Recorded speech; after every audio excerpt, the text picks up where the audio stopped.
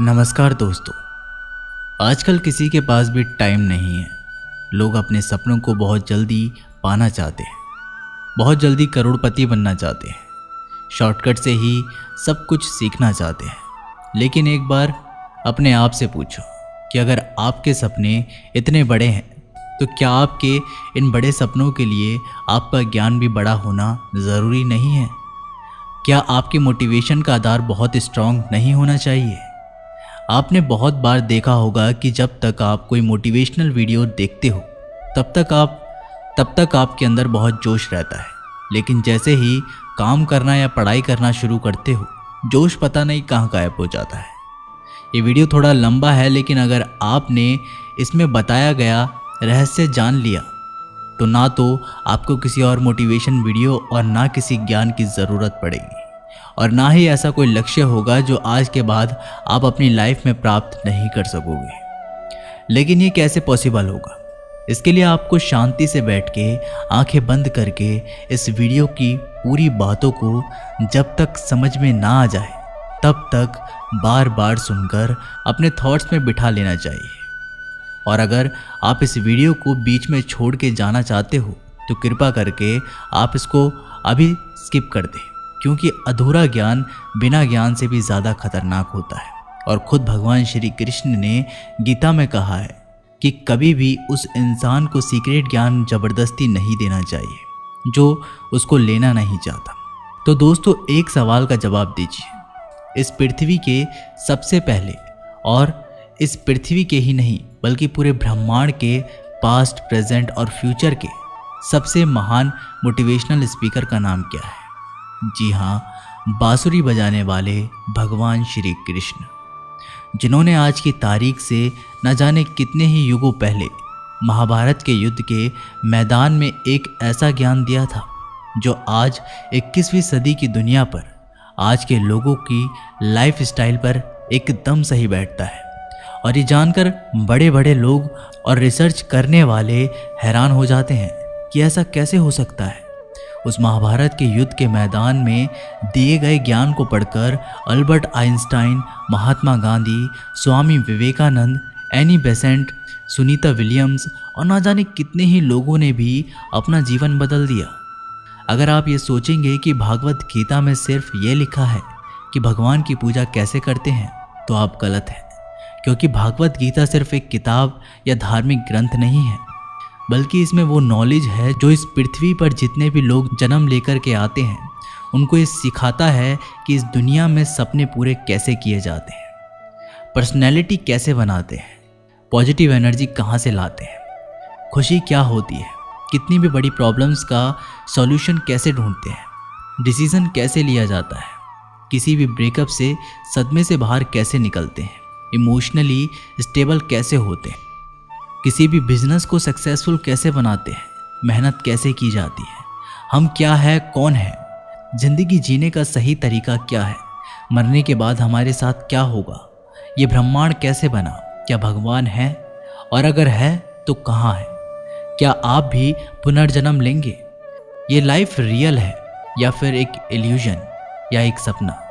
दोस्तों, इस भागवत गीता के ज्ञान ने ही एक दुखी और हारे हुए धनुष नीचे गिरा देने वाले अर्जुन को महाभारत के महान युद्ध का सर्वश्रेष्ठ योद्धा और विजेता बना दिया था। अगर आप भी अपनी ज़िंदगी में किसी मकसद को लेकर आगे बढ़ रहे हो तो मेरा यकीन मानो कि आप भी अपनी ज़िंदगी की समस्याओं के जंग के मैदान के अर्जुन हो, और इसीलिए उस गीता ज्ञान को जानना आपकी चॉइस नहीं बल्कि आपका अधिकार है। इस गीता ज्ञान को समझकर आपको एक बात का ज़रूर एहसास होगा कि ये असली नॉलेज मैं पहले हासिल क्यों नहीं कर पाया। तो ऐसा क्या है आखिर भागवत गीता में, और इसका क्या मतलब है? भागवत गीता का मतलब है भगवान, और गीता का मतलब है गीत, यानी कि ऐसा गीत जो भगवान ने खुद अपने मुंह से गाया हो। भागवत गीता संस्कृत में लिखी गई, लेकिन इसका ट्रांसलेशन आपको बहुत जगह पर हिंदी, इंग्लिश और अलग अलग भाषाओं में मिल जाएगा। वैसे तो भागवत गीता को जितना समझोगे उतना ही कम है, लेकिन फिर भी इस वीडियो में मैंने गीता के पूरे 18 अध्याय 700 श्लोक पढ़कर उनको आज की जनरेशन के हिसाब से, स्टूडेंट के हिसाब से, बिजनेसमैन के हिसाब से, अपने करियर में, अपनी लाइफ में, अपने रिलेशनशिप में और अपनी प्रॉब्लम्स में कैसे यूज़ करते हैं ये बताया है। दोस्तों, मैं यहाँ पर पूरे 18 चैप्टर कवर करूँगा और कोई भी चैप्टर शुरू करने से पहले मैं आपको ये बताऊँगा कि उसमें आप क्या सीखने वाले हो। फिर उस चैप्टर को शॉर्ट में समझाऊँगा और उसके बाद उसमें सीखने वाली चीज़ों को डिटेल, अगर आपको ये जानना है कि आखिर भगवान को खुद ज्ञान देने की ज़रूरत क्यों पड़ी, ये पांडव और कौरव कौन थे और इस महाभारत के युद्ध की शुरुआत कैसे हुई, तो आप मुझे नीचे कमेंट में बता सकते हैं। मैं उसका भी वीडियो आपको अलग से दूंगा। तो चलो अब मैं आपको सीधा ले चलता हूँ कुरुक्षेत्र के युद्ध के मैदान में, जहाँ पर पांडव और कौरव युद्ध के लिए आमने सामने खड़े हैं। भगवत गीता अध्याय 1, सेना का निरीक्षण। दोस्तों, गीता के पहले अध्याय से आपको ये सीखने को मिलेगा कि ऐसी कौन सी सबसे पहली चीज़ है जो आपको अपनी लाइफ में आगे बढ़ने से रोकती है। भले ही आप में बहुत नॉलेज हो, आप में बहुत काबिलियत हो, लेकिन उसे एक चीज़ की वजह से आप सही डिसीज़न नहीं ले पाते और अपना काम नहीं कर पाते। इसके साथ साथ सपने से हकीकत में इंसान कैसे बदल जाता है वह भी हम जानेंगे। कौरवों में दुर्योधन बहुत खुश हो रहा था। उसके पास बहुत बड़ी सेना थी। भीष्म पितामह थे, गुरु द्रोणाचार्य और गुरु कृपाचार्य जैसे बड़े बड़े योद्धा थे। पांडवों की सेना में अर्जुन, भीम सहित 5 पांडव, भगवान श्री कृष्ण, अभिमन्यु, द्रौपदी के 5 पुत्र आदि थे। अब यह युद्ध पूरी तरह से पारिवारिक युद्ध ही था। पांडवों और कौरवों के लिए गुरु द्रोणाचार्य और कृपाचार्य दोनों ही एक थे। दादा भीष्म भी एक ही थे। साथ ही साथ पांडव और कौरव दोनों खुद भी चचेरे भाई थे, लेकिन हर कोई जीतने के इरादे से आ रखा था। रणभूमि में जब जोर से युद्ध की घोषणा के लिए शंखनाद हुआ तो अर्जुन ने अपने सारथी भगवान श्री कृष्ण से कहा कि हे कृष्ण, रणभूमि में जब जोर से युद्ध की घोषणा के लिए, हे कृष्ण, मेरे रथ को दोनों सेनाओं के बीच में एक बार ले जा करके खड़ा कर दो, ताकि मैं ये देख सकूं कि मुझे किन को मारना है। ऐसा सुनकर भगवान श्री कृष्ण ने अर्जुन के रथ को कौरवों की सेना के सामने वहाँ पर ले जाकर खड़ा कर दिया, जहाँ पर कौरवों की सेना में अर्जुन के दादा भीष्म पितामह और गुरु द्रोणाचार्य खड़े थे। और गुरु द्रोणाचार्य ने ही अर्जुन को तीर चलाना भी सिखाया था। अर्जुन ने युद्ध के मैदान में जिधर भी देखा वहाँ दोनों तरफ सिर्फ और सिर्फ परिवार वाले ही नजर आ रहे थे।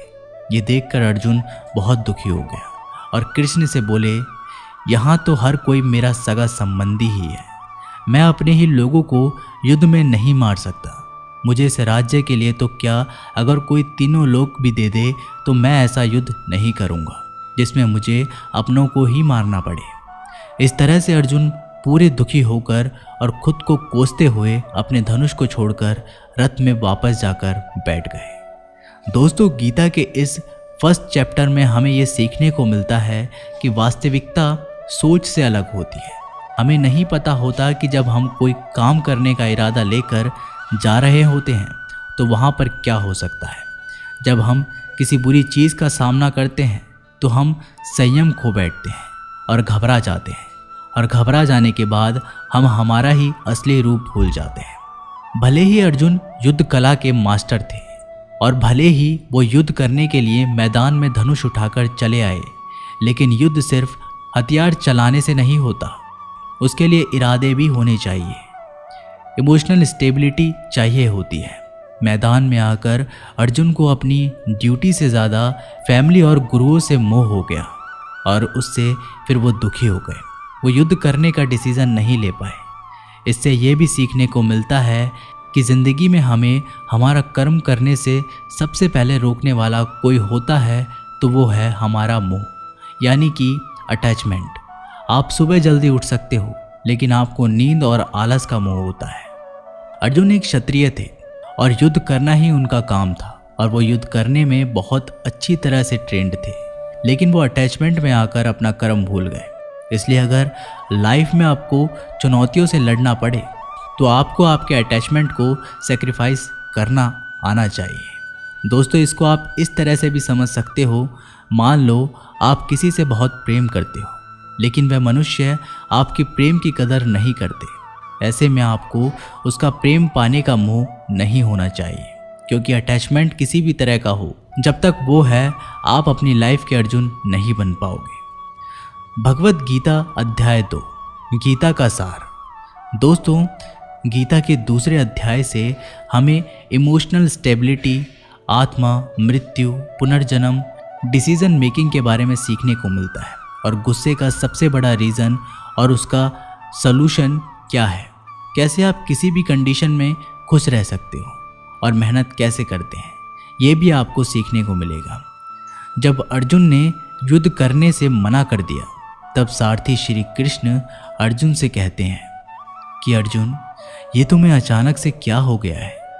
जिस तरह की कमज़ोर बातें तुम बोल रहे हो वो तुम जैसे महान योद्धा के मुंह से बिल्कुल भी शोभा नहीं देती। इसलिए अपने इस मन की कमजोरी को छोड़कर युद्ध के लिए वापस खड़े हो जाओ। अर्जुन बोले कि किस तरह से अपने ही गुरु द्रोणाचार्य और दादाजी भीष्म पितामह को मारने के लिए अपना धनुष चला सकता हूँ, क्योंकि ये तो मेरे लिए हमेशा से ही भगवान की तरह रहे हैं।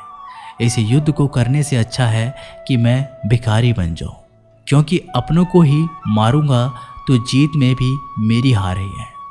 मैं सही और गलत को नहीं समझ पा रहा हूँ, इसलिए मेरा मार्गदर्शन करो कृष्ण।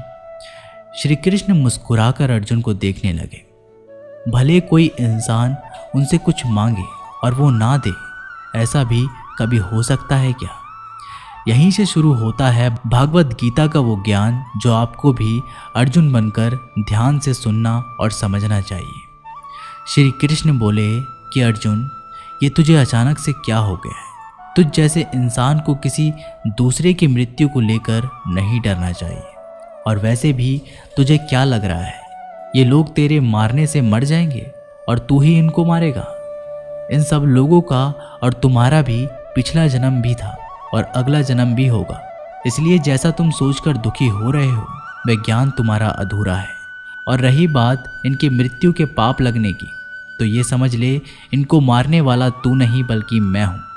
तू तो इनकी मौत का सिर्फ एक कारण है और ये लोग मरने के बाद भी मेरे ही पास आएंगे, क्योंकि ये लोग शरीर नहीं है बल्कि आत्मा है और आत्मा को किसी भी तरह से नष्ट नहीं किया जा सकता। आत्मा तो अगले जन्म के लिए इस शरीर को उसी तरह छोड़ देती है जिस प्रकार से तुम अपने पुराने कपड़े बदलकर नए पहनते हो। हे अर्जुन, जन्म देने वाला और मारने वाला मैं ही हूँ। ये बता, तू किसी मरे हुए इंसान को जिंदा कर सकता है? अगर तू मरे हुए को जीवन नहीं दे सकता तो जीवित को भी नहीं मार सकता, क्योंकि जीवन देने वाला भी मैं हूँ और मारने वाला भी मैं हूँ और इनकी मौत मैंने तेरे ही हाथों लिखी है। और अर्जुन, अगर तुझे ऐसा लगता है कि आत्मा भी मरती है तो ये जान ले कि आत्मा जैसे जन्म लेकर मरती है वैसे ही मरने के बाद प्रकृति का चक्र पूरा करने के लिए उसको फिर से जन्म लेना पड़ेगा। इस प्रकार से भी आत्मा नष्ट नहीं हुई और जब प्रकृति ऐसे चलती है तो भला तू इसका जिम्मेदार कैसे हुआ? अर्जुन, जिस क्षत्रिय को जीवन में युद्ध करने का अवसर प्राप्त होता है वो न केवल भाग्यशाली है बल्कि उसका तो धर्म और कर्म ही युद्ध करना है। और अगर तूने ये युद्ध नहीं किया तो इसका मतलब ये होगा कि तूने अपना धर्म और कर्म अच्छी तरह से नहीं निभाया और इसलिए तेरे नाम के साथ कलंक जुड़ जाएगा। और तेरे जैसे अर्जुन के लिए तो कलंक उसकी मौत से भी बड़ा है। जो लोग मुझे बहुत सम्मान दिया करते थे वही लोग तेरी बहुत बुराइयां करेंगे, तेरी वीरता पर सवाल उठाएंगे। इसलिए अर्जुन, तू सुख दुख, हार जीत और फायदे नुकसान को छोड़कर अपने विचारों को स्थिर कर और युद्ध के लिए धनुष उठा, जिससे या तो युद्ध में मारा जाएगा और मेरी शरण में आएगा या फिर विजेता बनकर धरती पर ही सुख भोगेगा। हे अर्जुन, तुमने आज तक जितना भी सीखा है वो मेरे इस ज्ञान के आगे बहुत छोटा है। तुम काम करने से पहले ही उसके परिणाम के बारे में सोच लेते हो, जबकि तुम्हें ये जान लेना चाहिए कि फल देने वाला मैं हूँ और कर्म करने वाले तुम अपना काम करो, मैं अवश्य अपना काम करूँगा। इस बात पर अर्जुन ने श्री कृष्ण से सवाल किया, आपने मुझे अपने विचारों को स्थिर यानी कि अपने इमोशनल और थॉट को कंट्रोल करने को कहा है, तो ये मैं कैसे करूं? इस पर श्री कृष्ण बोले कि जो व्यक्ति अपने मन की सभी इच्छाओं और अपने सभी कर्मों के फल के बारे में सोचना बंद कर देता है, वही स्थिर बुद्धि कहलाता है।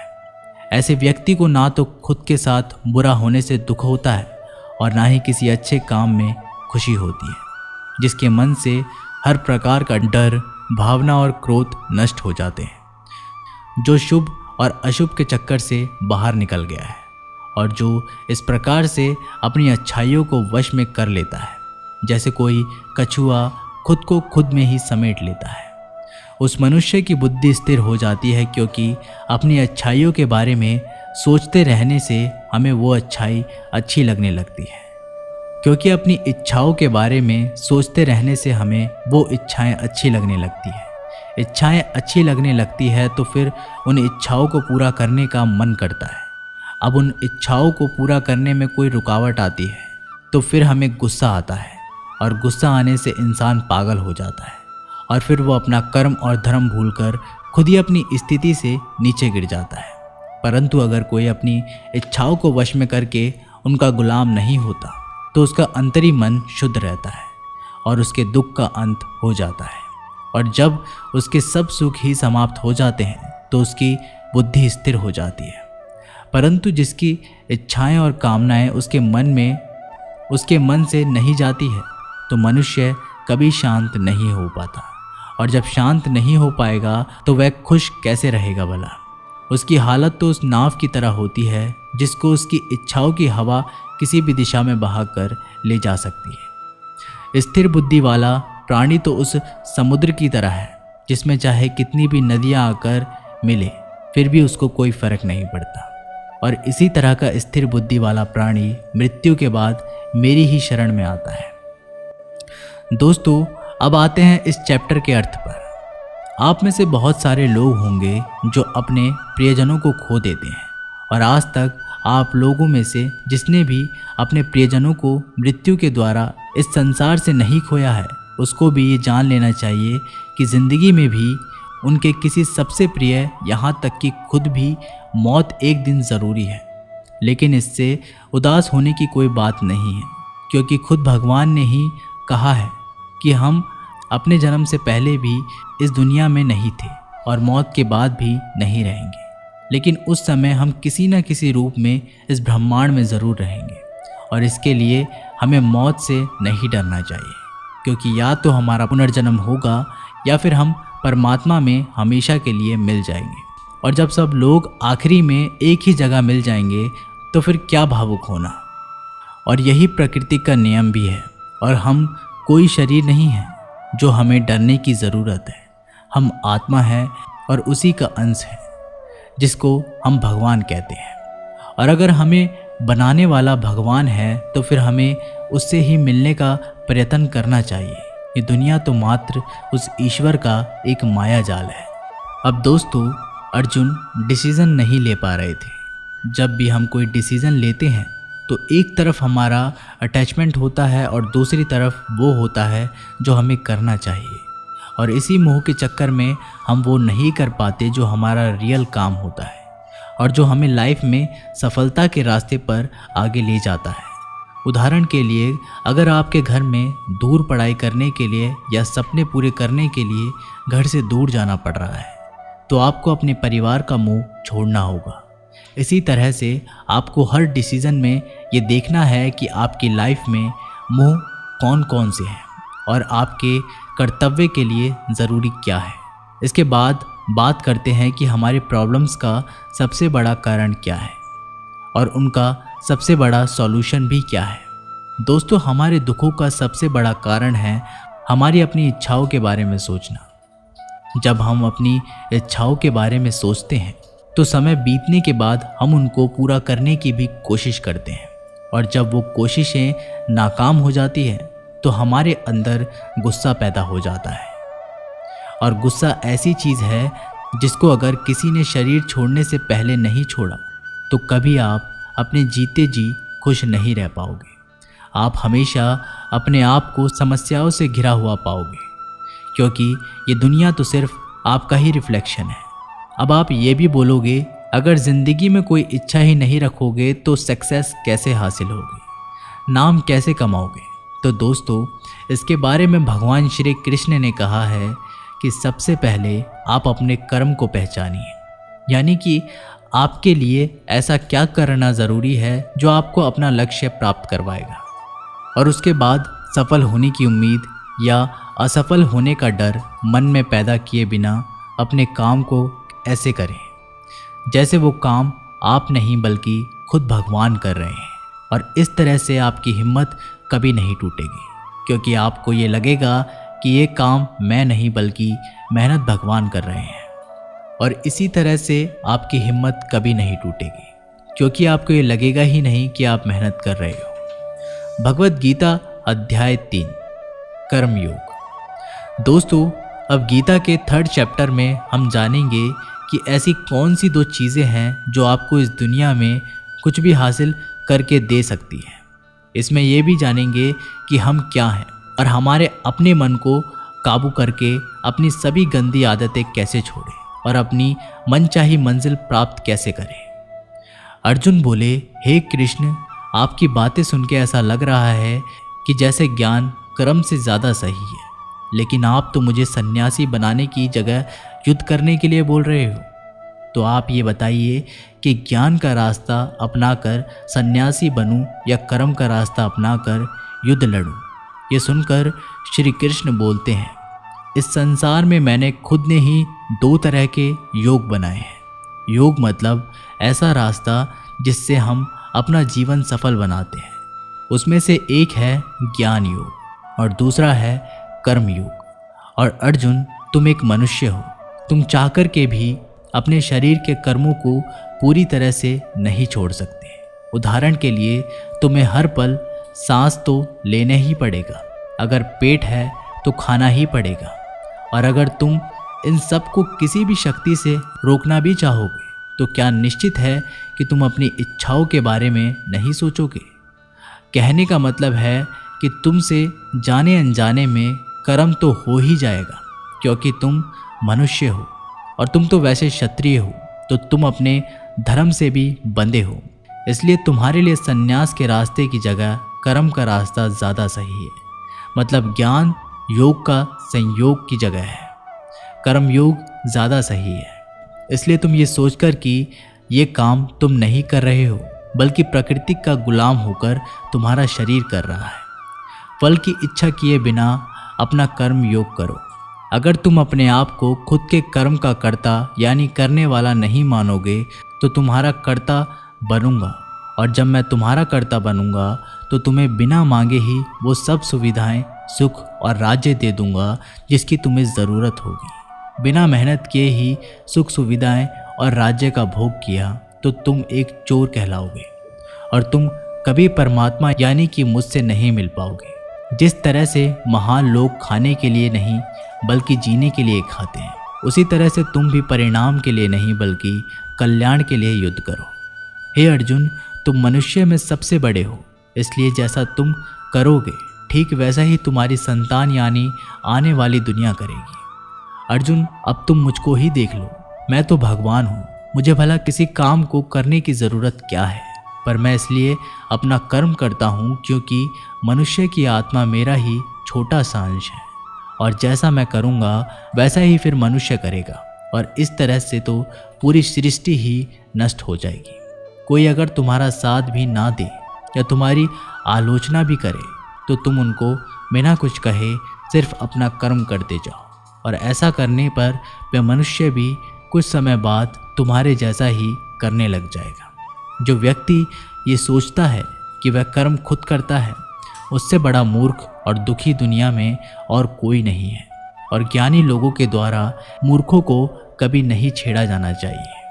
इसलिए अर्जुन, तू भी अपने आप को इस कर्म के बंधन में ना बांधकर बिना किसी आशा के, दया के और पछतावे के अपना युद्ध कर। अर्जुन, खुद का धर्म और कर्म दूसरों के धर्म और कर्मों से ज़्यादा अच्छा समझना चाहिए। भले ही हमारे खुद के धर्म में और कर्म के पालन करने में कोई कमी रह जाए। अर्जुन ने फिर सवाल किया कि अगर मनुष्य उसी परमात्मा का अंश है तो उससे गलतियां क्यों हो जाती हैं और वह बुरे काम क्यों करता है। भगवान श्री कृष्ण बोले कि मनुष्य शरीर भोग विलास करना चाहता है क्योंकि इसकी प्रकृति वैसी ही है। इसलिए अगर उसकी इच्छा पूरी नहीं होती तो उसको क्रोध आता है, और जिस तरह धुएं की वजह से आग दिखाई नहीं देती, उसी तरह से काम और क्रोध की वजह से मनुष्य को अपना धर्म, कर्म और परमात्मा दिखाई नहीं देते। और इसी वजह से क्रोध और कामनाओं में आकर मनुष्य अपनी इंद्रियों और मन पर नियंत्रण खो देता है और ना चाहते हुए भी बुरे काम और गलतियां कर बैठता है।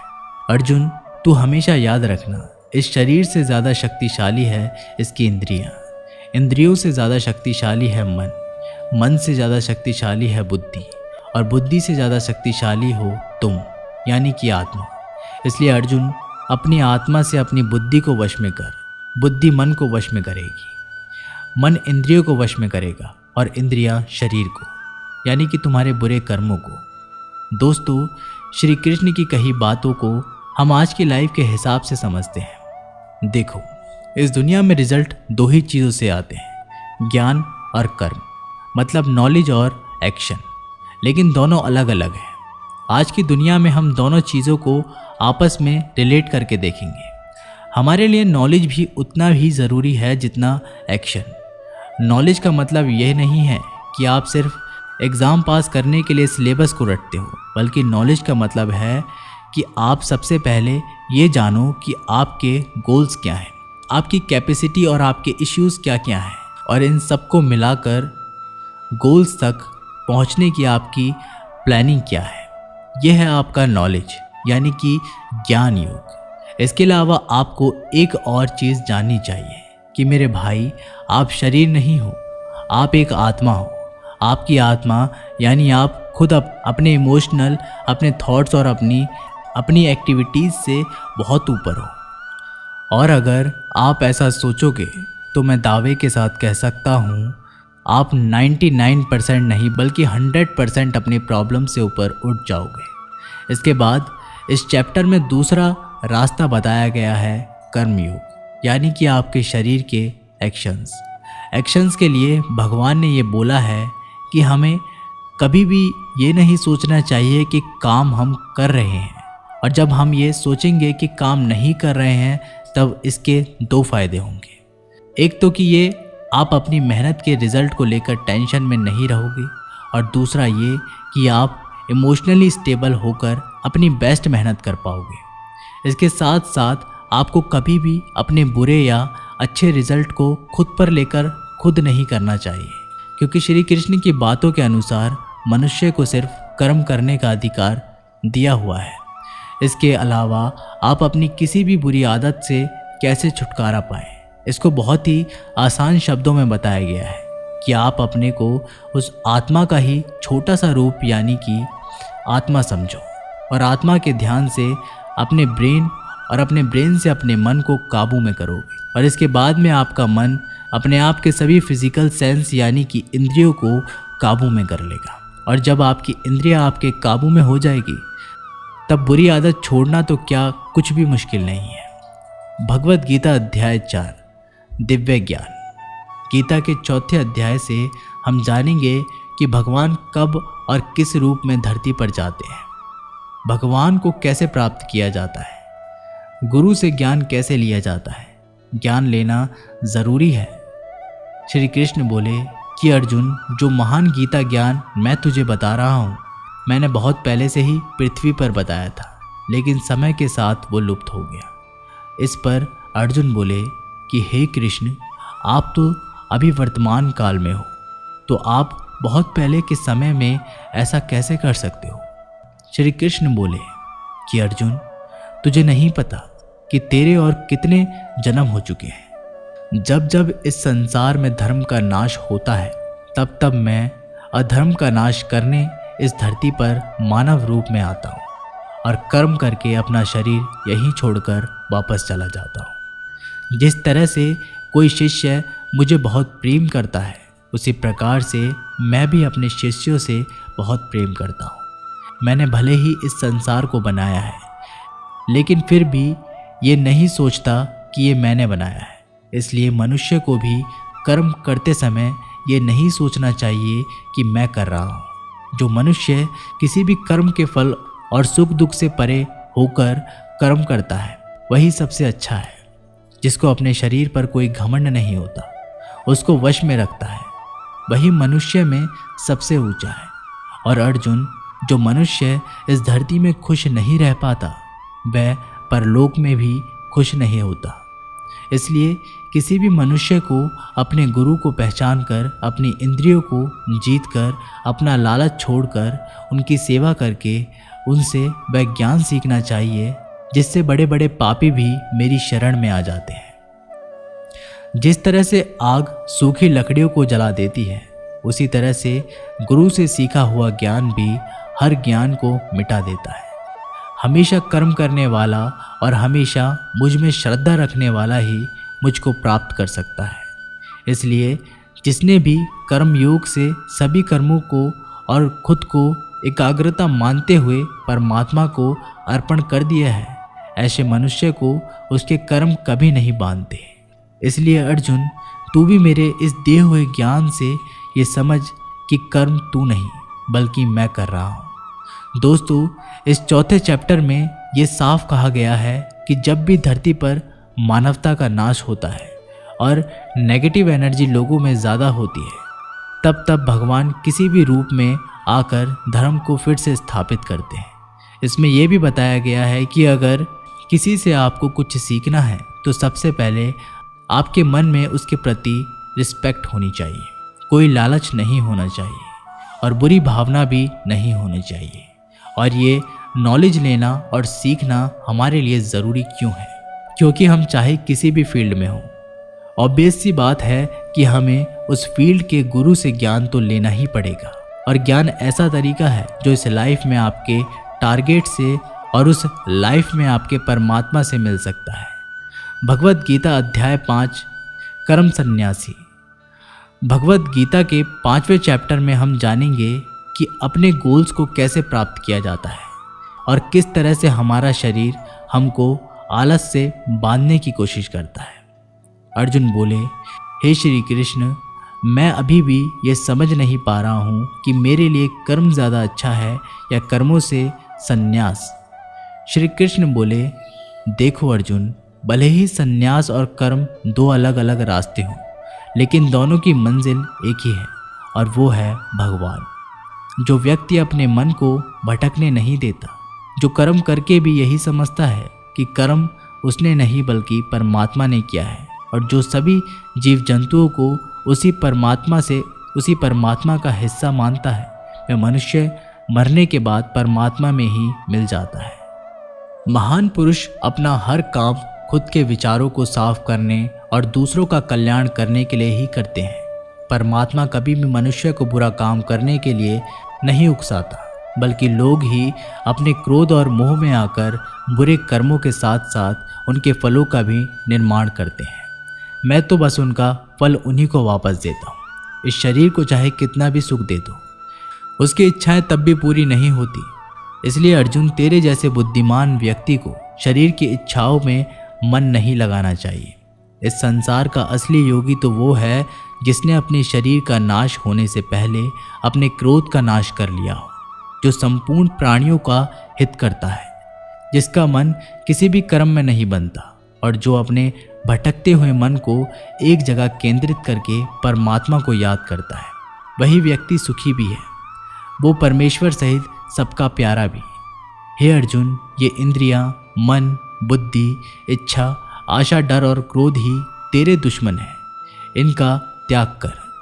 दोस्तों, हमारी बॉडी यानी कि शरीर हमेशा रिलैक्स रहना चाहता है, क्योंकि बाय नेचर शरीर एक निर्जीव चीज़ है। अगर उसमें आत्मा ना हो, लेकिन हम ये सोच लेते हैं कि मैं तो शरीर ही हूँ, यह मेरी आंखें हैं, ये मेरे हाथ है और अब मेरा शरीर मुझे सोने के लिए बोल रहा है। तो इसका मतलब ये है कि आपका शरीर आपकी बुद्धि पर भारी पड़ चुका है। इसलिए आपको ये समझना होगा कि आप आत्मा हो और इस शरीर को आप अपनी बुद्धि से जिस तरह चलाना चाहोगे वैसा वैसा चलेगा। दोस्तों, जो रास्ते भगवत गीता में बताए जा रहे हैं वे मनुष्य को परमात्मा से मिला देते हैं। और अगर आप इन सब बातों को अपनी लाइफ में उतारोगे तो आप अपने सपनों को तो आसानी से हासिल कर ही लोगे। जैसा कि कहा गया है कि भगवान की प्राप्ति के लिए मन को वश में करना बहुत ज़रूरी है। ठीक उसी प्रकार से आपको अपनी लाइफ में भी मंजिल हासिल करने के लिए मन को वश में करना बहुत ज़रूरी है। भागवत गीता अध्याय 6 ध्यान योग। भागवत गीता के 6ठे अध्याय में हम जानेंगे कि एक योगी क्या होता है और योगी कैसे बनते हैं। यानी कि आज के लाइफ में बोले तो वह इंसान जो अपनी लाइफ में कुछ बड़ा करना चाहता है। इसके साथ साथ हम ये भी जान लेंगे कि क्या होगा अगर आपने इस जीवन में बहुत मेहनत करी लेकिन फिर भी आपकी डेथ होने से पहले आपका सपना पूरा नहीं हुआ।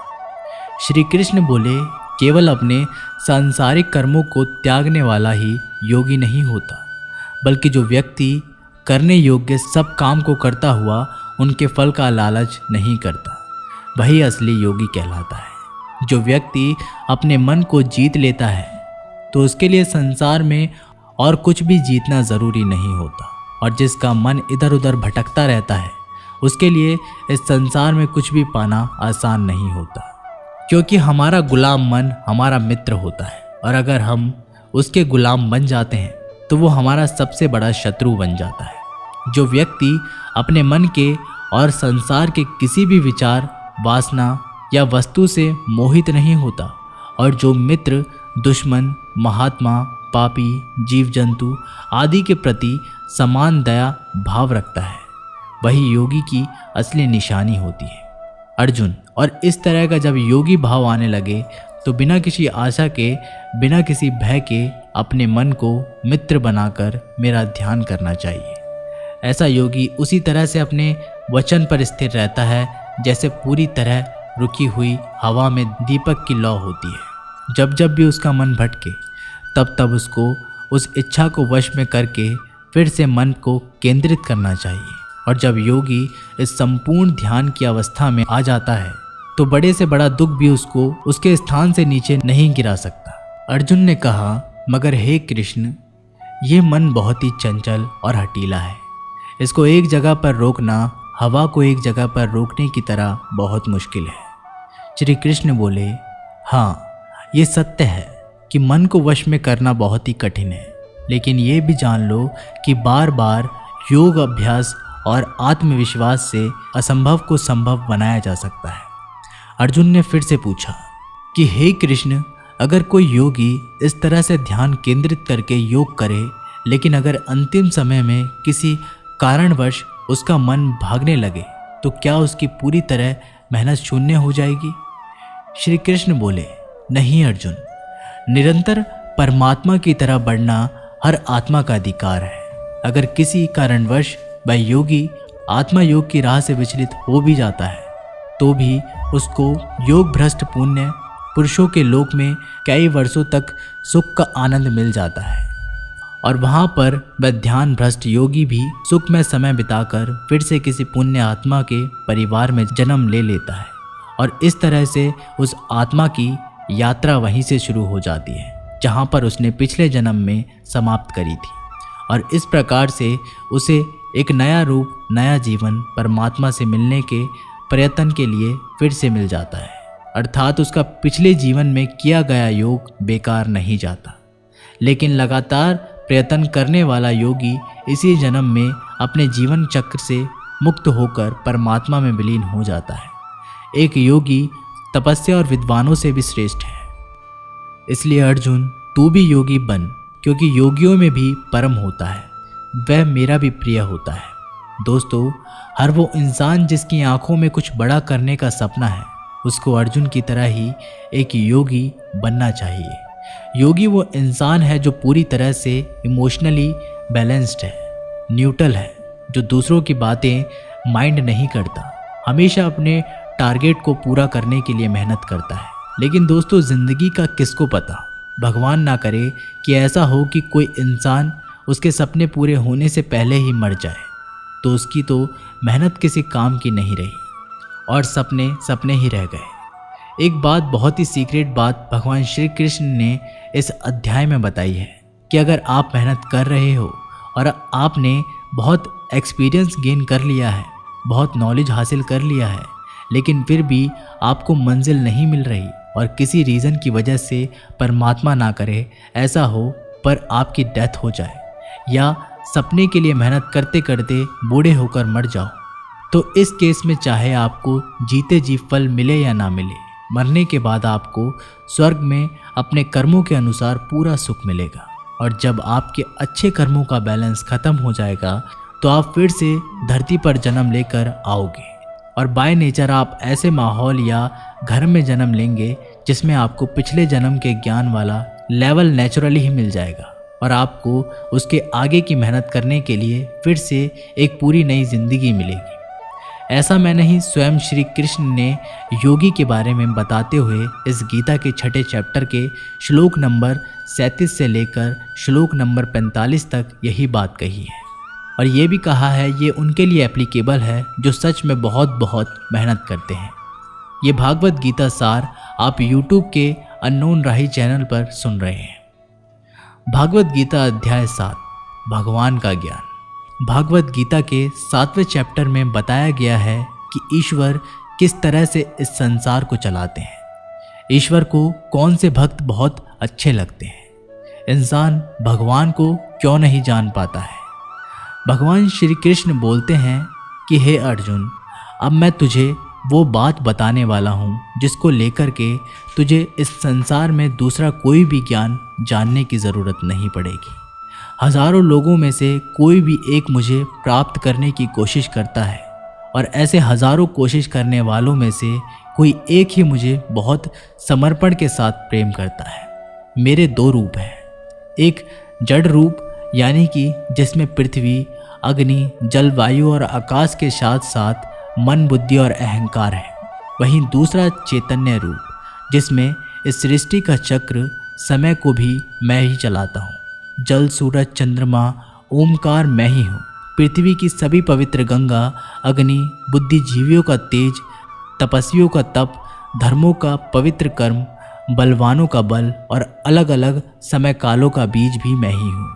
इस संसार के लोग संसारिक गुणों के गुलाम हैं, इसलिए मुझे नहीं जान पाते हैं और वास्तव में तो ये संसारी गुण भी मेरी ही माया है। मगर जो मनुष्य इस मेरे ही माया जाल को तोड़ देता है वो मेरा हो जाता है। माया जाल में फंसे हुए मूर्ख लोग मेरी शरण में नहीं आ पाते हैं। कोई भी भक्त 4 तरह से मेरी पूजा करता है, कोई प्राप्ति चाहने वाला, कोई दुख के संकट में याद करने वाला, कोई जानने की इच्छा रखने वाला या फिर मुझे पहले से ही जानने वाला। लेकिन इससे मुझे अत्यंत प्रेम करने वाला ज्ञानी बहुत पसंद है। ये चारों ही तरह के भक्त दयावान होते हैं, लेकिन ज्ञानी पुरुष तो मानो जैसे मेरा ही रूप हो। और ज्ञानियों में भी जो व्यक्ति मुझे बहुत सारे जन्मों से मानता आया है वो मृत्यु के पश्चात मुझ में ही समा जाता है। जो लोग किसी इच्छा पूर्ति के लिए अगर किसी देवता की भक्ति करते हैं तो मैं उन भक्तों की आस्था उन्हीं देवताओं में स्थिर कर देता हूँ और वो भक्त उन्हीं देवताओं को प्राप्त हो जाते हैं। लेकिन ये फल ज़्यादा समय तक नहीं चलता और अगर कोई भक्त अगर किसी भी प्रकार से मेरी पूजा करता है तो उसे मैं अपना बना लेता हूँ। जो मूर्ख मुझे जन्म लेने और मरने वाला मानते हैं वो मुझे प्राप्त नहीं कर पाते। मैं भूतकाल, वर्तमान और भविष्य को पूरा जानता हूँ, जबकि श्रद्धा रहित लोग मुझे भी नहीं जान पाते।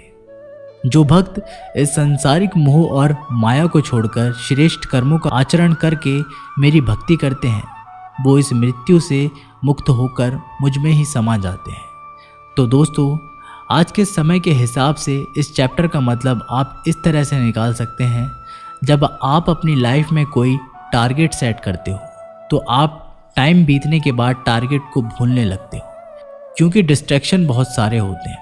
जैसा श्री कृष्ण ने बताया कि माया जाल में फंसा हुआ व्यक्ति भगवान को भूल जाता है।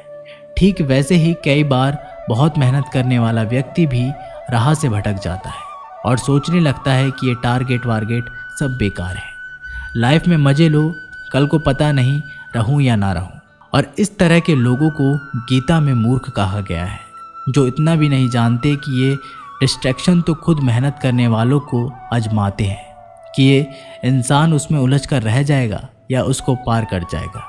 और इस तरह से लगातार बिना भटके हार्डवर्क करता है, उसी को सक्सेस मिलती है। भागवत गीता अध्याय 8 भगवान की प्राप्ति।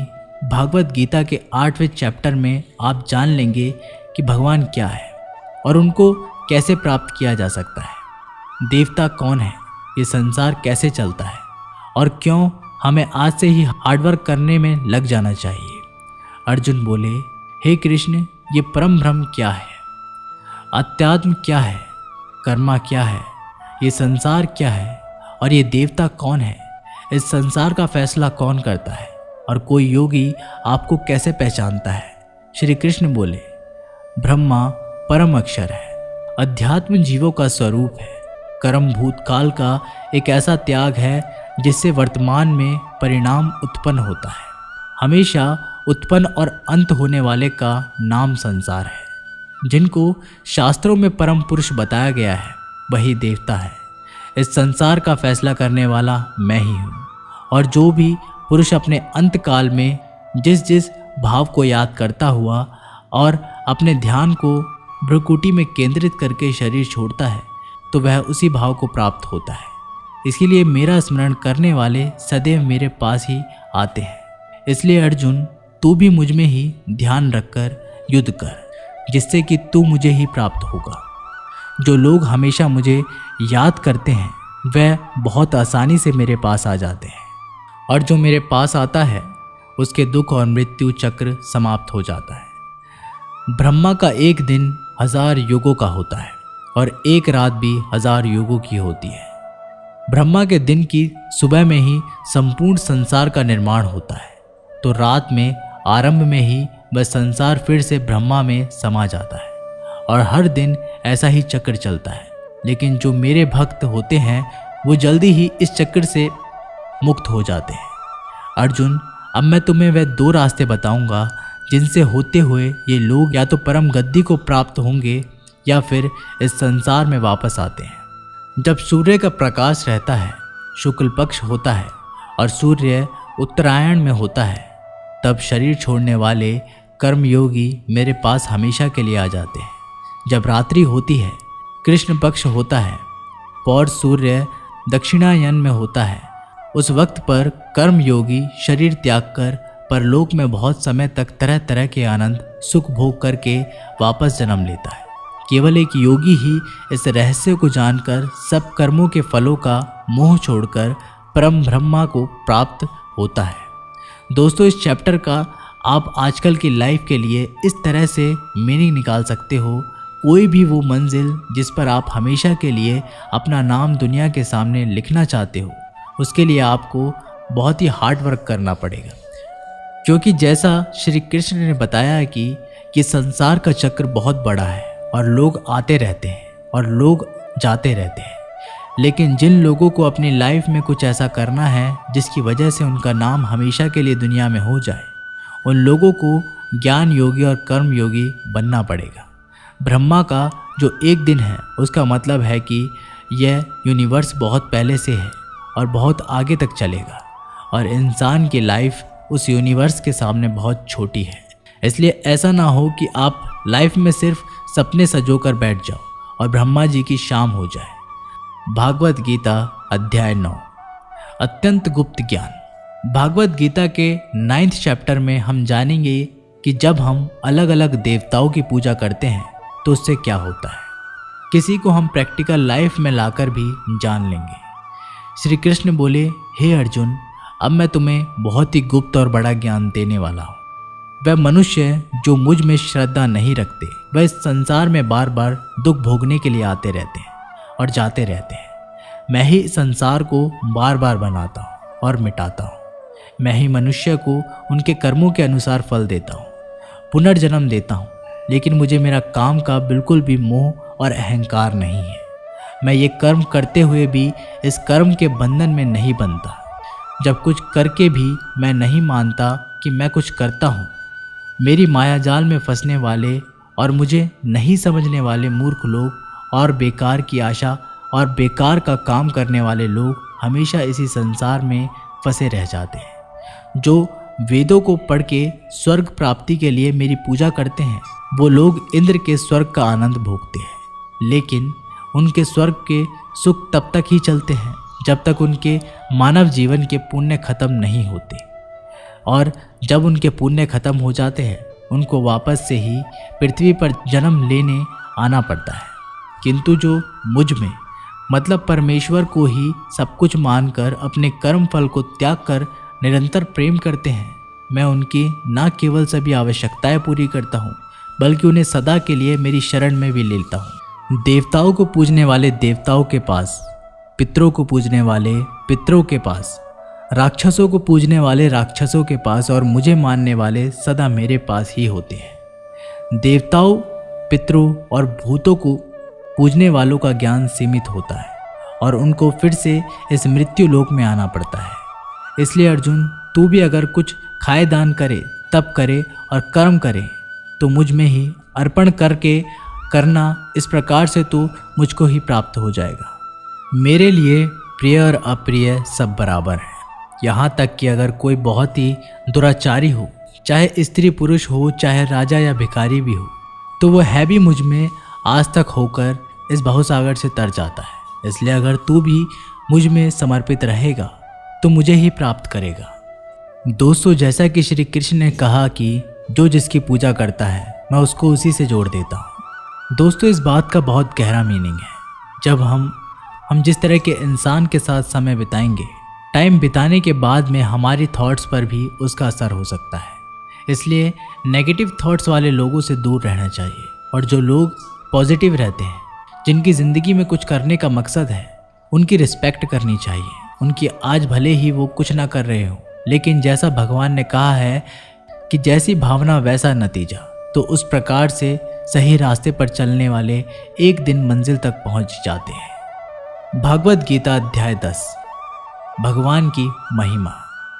भगवद गीता के 10वें चैप्टर में आप भगवान के द्वारा ये जानेंगे कि क्या भगवान का कोई रूप है, भगवान कहाँ कहाँ किस किस रूप में रहते हैं। वैसे तो आपने बहुत बार सुना है कि भगवान ऐसे हैं, भगवान वैसे हैं, यहाँ है वहाँ है, हर जगह है। पर इसको हम ज़रा बारीकी से जान लेंगे और मैं आपको ये भी बताऊंगा कि क्या इंसान के लिए भगवान को पूरा जानना संभव है। श्री कृष्ण बोले, अर्जुन, तू मेरा सच्चा मित्र है और मुझसे प्रेम करता है, इसलिए अब मैं तेरे जन्म को कोई नहीं जानता, लेकिन जो ये जानता है कि मैं कभी नहीं जन्म लेने वाला और कभी नहीं मरने वाला हूँ, वही सबसे बड़ा ज्ञानी है। ज्ञान और मूर्खता, सत्य और झूठ, सुख और दुख, मन और बुद्धि, रचना और नाश, कृति और अपमान सहित सभी भाव वास्तव में मैं ही तो हूँ। इस संसार में जहाँ जहाँ जिसकी पूजा होती है वह वास्तव में मैं ही हूँ। जो लोग मुझ में मन और प्राणों को अर्पण करते हैं, उनके ज्ञान के अंधकार में मैं ही ज्ञान के उजाले से रोशन करता हूँ। इस पर अर्जुन बोले कि हे कृष्ण, आपने जो अभी तक खुद के बारे में बताया है, उन सब बातों को मैंने मान लिया है, लेकिन आपकी बातें मेरा और ज़्यादा मन मोह रही है। हालांकि आप ही खुद को पूरी तरह से जानते हैं, लेकिन फिर भी मैं आपको इस तरह से मानूं और अपनी शक्तियों और महिमाओं के बारे में भी बताइए।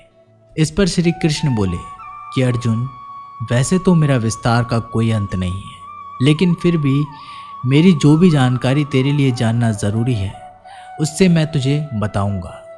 अर्जुन, सभी समय मुझसे ही बने हैं। भूत, वर्तमान, भविष्य मैं ही हूँ। मैं ही विष्णु, सूर्य और चंद्रमा हूँ। वेदों में सामवेद, देव में इंद्र और इंद्रियों में मन, मैं आत्मा, पर्वतों में सुमेर, रुद्रों में शंकर, वसु में अग्नि और धन दौलत में कुबेर भी मैं ही हूँ। जल में समुद्र, ग्रहों में बृहस्पति, अड़े रहने वाले में पहाड़, देव ऋषियों में नारद, पेड़ों में पीपल, हाथियों में इरावत, मनुष्य में राजा, गायों में कामधेनु, सर्पों में सर्पराज, नागों में शेषनाग, राजाओं में यमराज, गणनाओं में गणित, पक्षियों में गरुड़, योद्धाओं में श्री राम, समुद्र में मगरमच्छ, नदियों में गंगा, विद्याओं में ब्रह्म विद्या, विवादों का निर्णय अक्षरों में ओम कालों का महाकाल, मंत्रों में गायत्री मंत्र, महीनों में मार्गशीर्ष, ऋतुओं में वसंत भी केवल मैं ही हूँ। छलों का जुआ, जीतने वालों को विजय, निश्चय करने वालों का निश्चय और भक्त पुरुषों की भक्ति में मैं ही हूँ। वृक्ष ने वंशियों में श्री कृष्ण यानी कि स्वयं मैं, पांडवों में अर्जुन यानी कि तू, मुनियों में वेद व्यास और कवियों में शुक्राचार्य भी मैं ही हूँ। जीतने वालों की रणनीति और रहस्य रखने वालों का मौन भी मैं ही हूँ। अर्जुन, इस ब्रह्मांड में जितना भी जाना और अनजाना है वह सब मैं ही हूँ और मेरा कोई अंत नहीं है। इसलिए यह है अर्जुन, मुझे पूरा जानना तेरे लिए किसी काम का नहीं है। बस तू इतना जान ले कि यह संसार तो मेरा एक छोटा सा अंश है। दोस्तों, इस चैप्टर में आप जान गए होंगे कि ऐसी कोई जगह नहीं है जहाँ पर भगवान ना हो।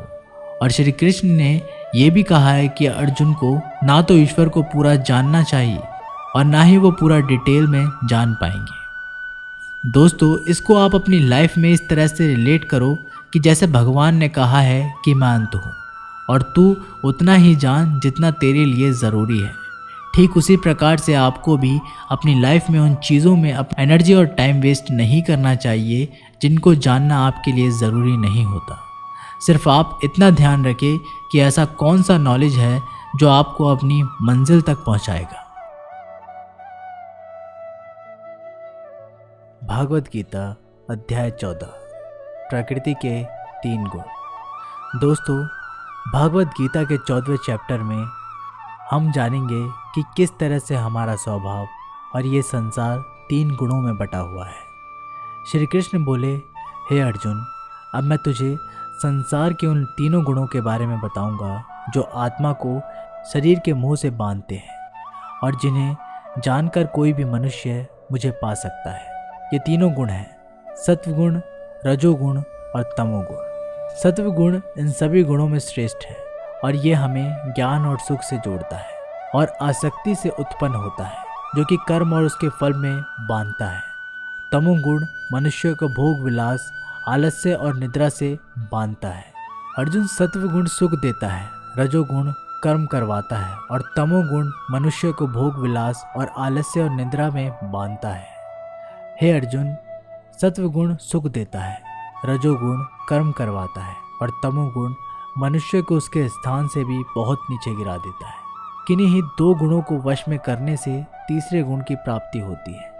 जिस पल में शांति और ज्ञान बढ़ा हुआ लगे उस समय ये मानना चाहिए कि सतोगुण बढ़ रहा है और जिस पर मन में लालच और स्वार्थ का आभास हो उस समय रजोगुण बढ़ता है।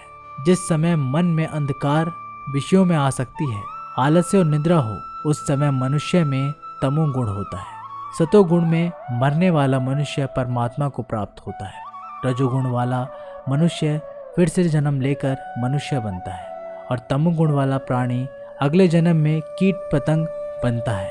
सात्विक कर्म का परिणाम है सुख, राजस्व कर्म का परिणाम है दुख और तमाश कर्म का ही परिणाम अज्ञान होता है। जो व्यक्ति इस बात को जानता है कि 3 गुण ही उससे सब काम करवाते हैं, तब वह अपने कर्तव्य से ही संसार से मुक्त हो जाता है और इस तरह से सोने, पत्थर और मिट्टी को एक जैसा समझने वाला मनुष्य परम ब्रह्मा अर्थात मुझे प्राप्त हो जाता है। दोस्तों, ये 3 प्रकार सात्विक, राजस और तमास हमारी डेली लाइफ में बहुत यूजफुल होते हैं। अगर आप मेहनत करके कुछ उम्मीद नहीं करोगे तो आप हमेशा सुखी रहोगे। अगर आप किसी अच्छे रिजल्ट की कामना करके मेहनत कर रहे हो तो कोई गारंटी नहीं है कि खुशी होगी या दुख होगा। अगर आपने किसी का नुकसान करने के लिए कर्म किया है तो ये निश्चित है कि किसी न किसी समय आपको दुख मिलेगा। भागवत गीता अध्याय 15, पुरुषोत्तम योग। दोस्तों, गीता के 15वें चैप्टर में बताया गया है कि किस तरह प्रकार से ये दुनिया एक इल्यूजन है और कैसे हम इसमें उलझकर रह जाते हैं। श्री कृष्ण बोले कि ये संसार बरगद के एक उल्टे पेड़ की तरह है जिसकी जड़ें ऊपर है और डालियां, पत्तियां वेदों को दिखाती हैं। और डालियों के अंत में फल कार्य फल के जैसा है।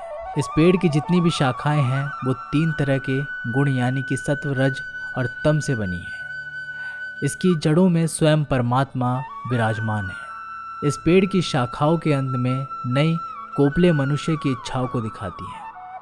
ये पेड़ हर दिशा में इस तरह से बढ़ता है कि ज्ञान के अभाव में मनुष्य इसमें उलझकर रह जाता है, और जो इस पेड़ के रहस्य को जान लेता है वह परम ब्रह्मा को प्राप्त हो जाता है।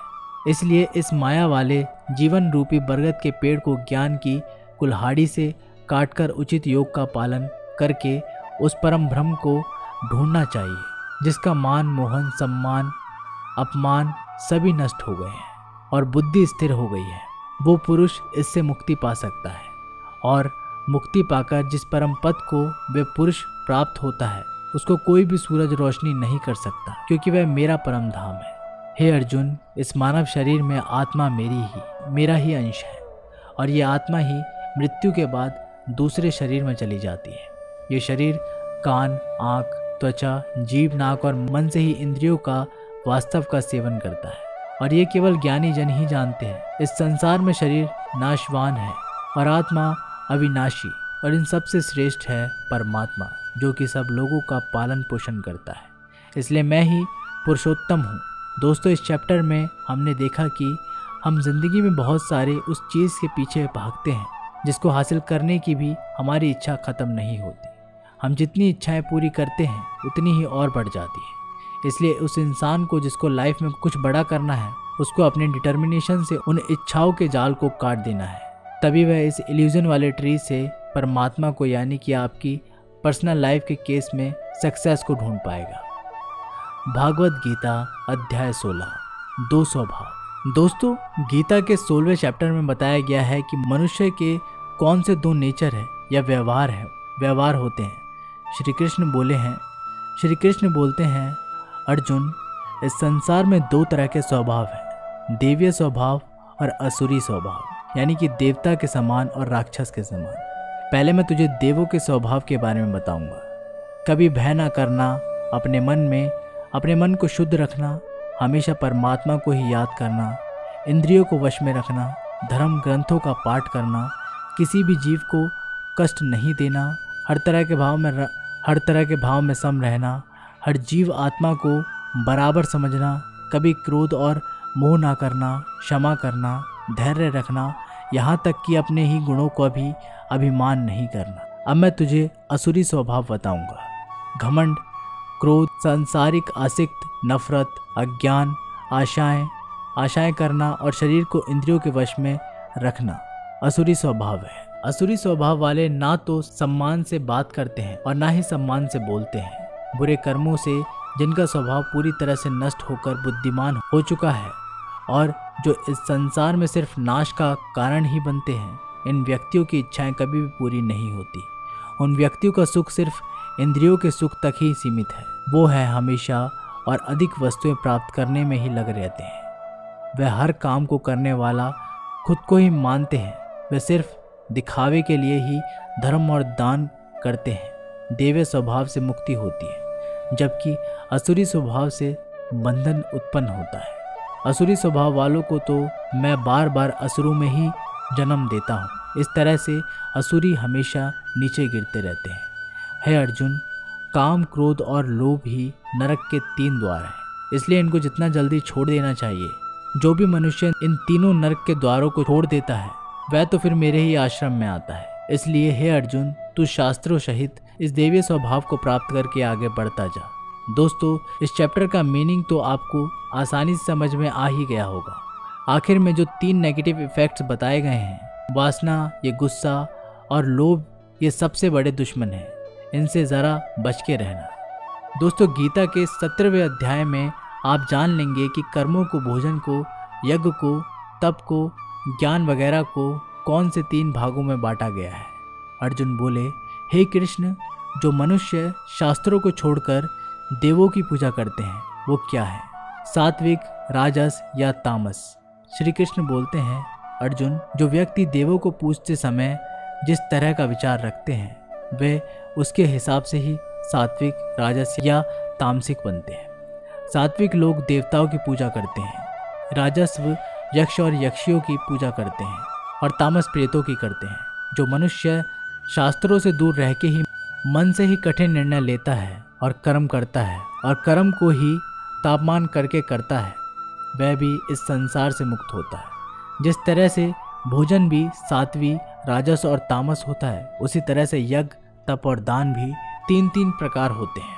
फलों से किया गया भोजन सात्विकता होता है। राजस भोजन स्वाद के तीखे जैसे कि मीठे, खट्टे, बहुत गर्म आदि होते हैं, और तामस भोजन में जैसे दुर्गंध वाले, बिना रस के, अधपके, अपवित्र आदि हैं। इस तरह यज्ञों में शास्त्र विधि से नियत और फल की इच्छा रहित किया गया यज्ञ सात्विक है। केवल फल प्राप्ति को ध्यान में रखकर किया गया यज्ञ राजस्व यज्ञ है। शास्त्रों के विरुद्ध दान रहित, पुरुष श्रद्धा रहित किया गया यज्ञ तामस यज्ञ है। इसी तरह से तपों में ऐसा तप जो फलों की इच्छा से रहित हो, सात्विक तप कहलाता है। किसी वस्तु की प्राप्ति के लिए किया गया यज्ञ राजस्व यज्ञ कहलाता है, और किसी की हानि करने के लिए किया गया तप तामस तप कहलाता है।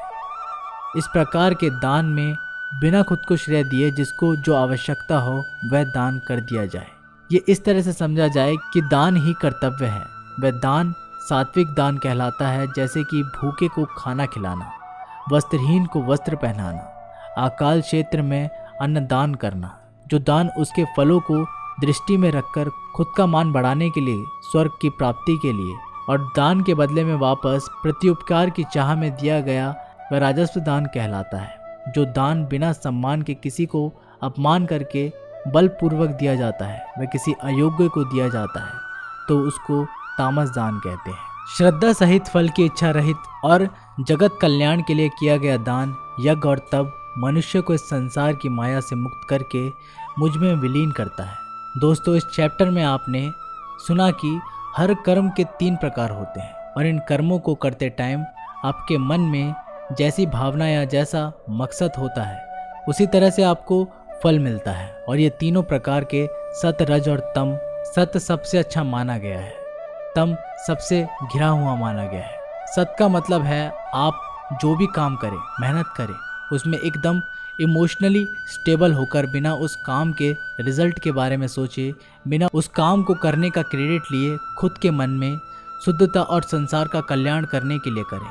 लेकिन आज के टाइम में हम अपने गोल्स के लिए काम करते हैं, जिसमें हमें मेहनत के लास्ट में रिजल्ट चाहिए होता है। भगवान श्री कृष्ण ने कहा कि हमारे दुखों का और काम बिगड़ने का यही मेन रीज़न है कि हम उसके रिजल्ट के बारे में सोच कर परेशान रहते हैं। इसलिए दोस्तों, आप भी सत्य के इस रास्ते पर रहने की कोशिश करें। भागवत गीता अध्याय 18 उपसंहार। दोस्तों, गीता के 18वें और आखिरी चैप्टर में हम जानेंगे कि क्या त्याग और संन्यास एक ही है। इस पूरे गीता ग्रंथ का निचोड़ भी आपको इस चैप्टर में मिल जाएगा, इसलिए आपको इस चैप्टर को लास्ट तक ध्यान से सुनना चाहिए। अर्जुन बोले, हे कृष्ण, मैं त्याग और संन्यास के बारे में जानना चाहता हूँ। श्री कृष्ण ने उत्तर दिया कि अर्जुन, इस संसार में कुछ लोग कर्मों के फलों को छोड़ने को त्याग कहते हैं, और अगर कर्मों को ही त्याग दें तो उसको संन्यास कहते हैं। कुछ लोग सभी कर्मों को दोष भरे और सभी सुखों का कारण मानकर उनका त्याग करने के लिए बोलते हैं, और कुछ लोग बोलते हैं कि यज्ञ, तप और दान वाले कर्म कभी भी नहीं त्यागना चाहिए। इसलिए अर्जुन, इसलिए तू मेरे से अब त्याग और संन्यास को अच्छी तरह से समझ। इन दोनों में से त्याग को पहले बताऊंगा, क्योंकि ये त्याग भी 3 तरह का होता है, सात्विक, राजस और तामस। यज्ञ, तप और दान के तीनों त्याग के योग्य नहीं, बल्कि फल की इच्छा के बिना किया गया यज्ञ, तप और दान सहित सात्विक त्याग कहे जाते हैं। मतलब जो शास्त्रों में दिया गया कर्म और धर्म जिसमें फल और आसक्ति ना हो, उसको सात्विक त्याग कहा जाता है। कोई मनुष्य अगर सभी कर्मों को ये समझकर त्याग दे कि कर्म ही दुख का कारण है, तो ये त्यागराज कहलाता है। किसी अन्य मोह के कारण अगर किसी कर्म का त्याग कर दिया जाए, तो ये त्याग को तामस त्याग कहते हैं। जो व्यक्ति किसी भी काम से ना तो प्रेम करता है और ना ही नफरत करता है, ऐसा बुद्धिमान व्यक्ति ही सच्चा त्यागी है। मनुष्य शरीर कितना भी प्रयास कर ले, लेकिन वो फिर भी पूरी तरह से कर्म को नहीं छोड़ सकता, जैसा कि सांस लेना। इसलिए कर्मों के फलों को छोड़ देना ही सच्चा त्याग होता है। जो लोग कर्म फल का त्याग इस संसार में नहीं करते हैं, इनके कर्म फल मृत्यु के बाद भी इनका पीछा नहीं छोड़ते हैं। हे अर्जुन, मनुष्य मन, वाणी और शरीर से जो भी अच्छा या बुरा काम करता है वह 5 तरह से होता है। करने वाले के द्वारा, उसके शरीर के द्वारा, उसकी ज्ञान इंद्रियों के द्वारा, उसकी कर्म इंद्रियों के द्वारा, या फिर उसके पूजनीय देवताओं के द्वारा। ज्ञान में ये 3 प्रकार के कर्म प्रेरणा है: कर्ता, कारण और क्रिया। ये 3 तरह के कर्म संग्रह है। अर्जुन ज्ञान करता है और कर्म, ये तीनों भी 3 तरह के हैं। जिसे ज्ञान में परमात्मा का अमर और अनंत माना जाता है वह ज्ञान सात्विक है। जिसे ज्ञान में परमात्मा को अलग अलग समयों में अलग अलग नामों से जाना जाता है वह राजस ज्ञान होता है। और जो ज्ञान सात विज्ञान और राजस ज्ञान के बाहर है वह तामस ज्ञान है। जो कर्म श्रद्धा रहित और फल की इच्छा के बिना किया जाता है वह सात्विक कर्म कहलाता है। जो कर्म कुछ पाने के लिए किया जाता है वह राजस्व, और जो कर्म किसी का नुकसान करने के लिए किया जाता है वह तामस कर्म है। इस प्रकार से सात्विक कर्म करने वाला सात्विक कर्ता, राजस्व कर्म करने वाला राजस्व कर्ता और तामसिक कर्म करने वाला तामसिक कर्ता कहलाता है। इस तरह बुद्धि और संकल्प भी 3 तरह के होते हैं। अर्जुन, सात्विक कर्म, राजस्व कर्म और तामस कर्म। तामस कर्म करने वालों की बुद्धि और संकल्प ये भी क्रमश सात्विक, राजस्व और तामस होते हैं। ये अर्जुन सुख भी 3 तरह के होते हैं। बिना किसी कर्मफल के परम ब्रह्मा में ध्यान लगातार मिलने वाला सुख होता है। बल, बुद्धि, शक्ति, राज्य की प्राप्ति राजस्व, नींद, आलस्य और वासना इत्यादि था। मन सुख है इस पूरे ब्रह्मांड में तीनों प्रकार के अलावा और कुछ भी नहीं है। हे अर्जुन, ब्राह्मण, क्षत्रिय, वैश्य और शूद्र, इन चारों के कर्म इनके गुणों के आधार पर बांटे गए हैं। अपनी मन और इंद्रियों को वश में रखना, सभी प्राणियों का भला करना, धर्म का पालन करना, बिना कर्ता भाव के कर्म करना, परमात्मा में ध्यान लगाना, ये सब गुण जिसमें होते हैं उसको ब्राह्मण कहना चाहिए। बल, बुद्धि, दान, वीरता, शासन से ये सब क्षत्रिय के कर्म हैं। खेती, व्यवहार इत्यादि का काम है तथा इन सब वर्णों की सेवा करना शूद्र का काम है।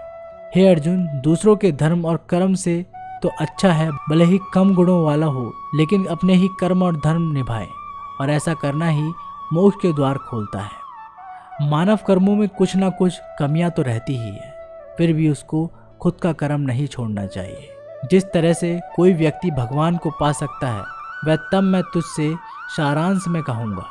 हमेशा और हल्का भोजन करने वाला, अपने देश का धर्म निभाने वाला, इच्छाओं का त्याग करके एकांत में ज्ञान अध्ययन करने वाला, मन, वाणी, शरीर को वश में रखने वाला, लाभ हानि, सजीव, निर्जीव, मृत, शत्रु, इन सब को बराबर समझने वाला, घमंड, बल, मोह रहित और शांति सहित भगवान से अनंत भक्ति प्रेम करने वाला, सदा के लिए मेरे पास आ जाता है। इस तरह का भ्रम योगी ना तो कोई आशा करता है, ना ही स्वयं या दूसरों को दोष देता है, और ना ही दुख और सुख में विचलित होता है।